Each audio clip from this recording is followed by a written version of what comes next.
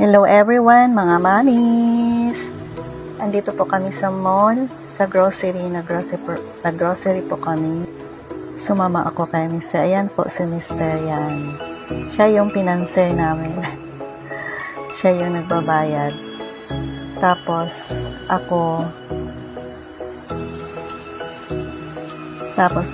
ikot lang ng ikot kasi hindi ko alam kung anong kukunin ko kasi may nagbabayad naman pero nahihiya ako kay Mr. kasi yung kinukuha ko is para lang sa akin kasi kaya napapagod ako saka iikot ng ikot. Kung may budget lang talaga ako, ang dami kong nakukuha kasi ang dami kong gusto. Yan po yung Mr. ko, napaka-generous po niya pero minsan nahihiya din akong manghingi sa kanya.